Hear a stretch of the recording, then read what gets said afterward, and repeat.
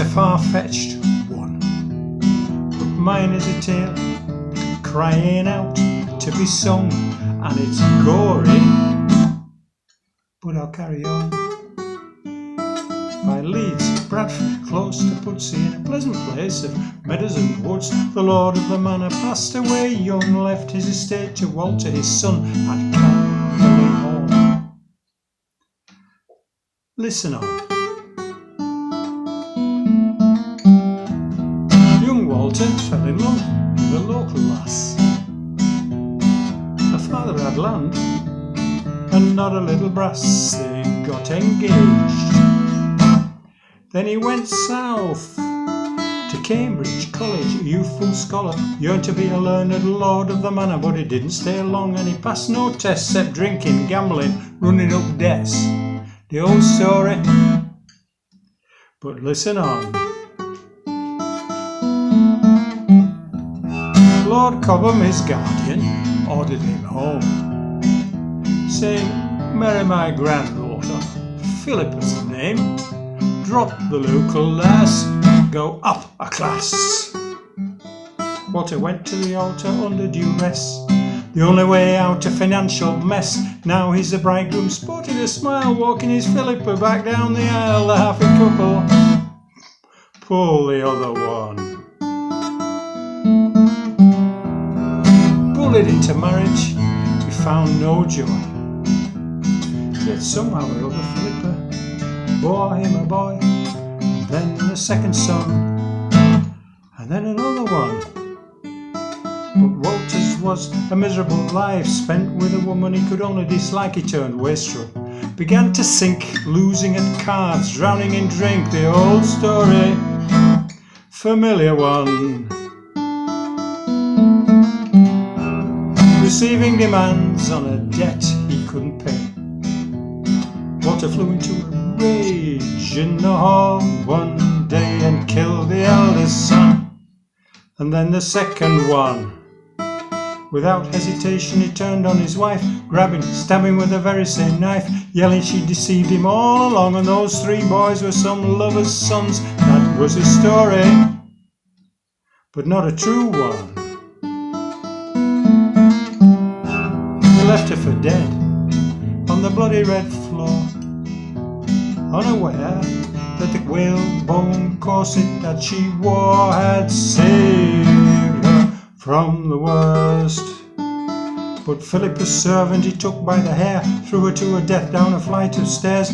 Furious frenzy leapt on his horse up to where baby Henry was nursed, with one intention,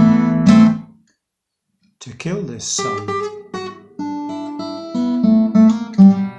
Down across the Aire Valley, horse and rider rampaged, with hue and cry villagers trying to give chase and save the baby from the knife. But a rabbit hole hidden in the green grass brought the great horse down with a crash, pinning its rider hard to the ground. He was seized on, disarmed and bound and imprisoned for what he'd done. To plead at York Castle Court, but York has a method of making folk talk. It's known as pressing. It gets confession, and they pressed his chest on boards under stones, but never for a moment did the murderer groan. He kept on repeating as if welcoming death, kept on repeating till his very last breath, "Another pun? Leg on, leg on." He was buried in York without delay.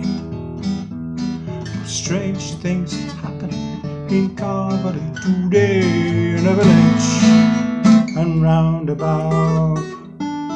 In Calverley woods, some say they've seen him on a headless horse, riding like a demon, yelling, bellowing the same old words that he spoke beneath the stones and the boards. Another pun. Leg on, leg on. I suspect this story's often been sung by singers down the ages before this one, but they vanished without trace. Well, I'm not one for believing in ghosts, but you won't find me around Calverley Woods at night. Nor in the church graveyard. I can see from the window that it's coming on dark. I'll say goodbye now, I'll best be gone. But not before I draw the odd moral or two from this very sad story that I've been singing to you. Thanks for listening.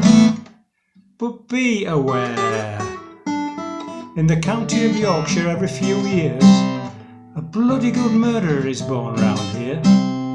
Forced marriage is a crime, but it still goes on, though it's usually women and not so many men.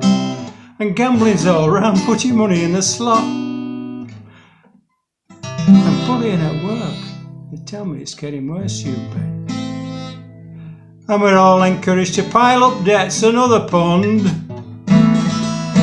League on! League on! So think on. Remember this song about Walter of Calverley, who tried to kill 'em all.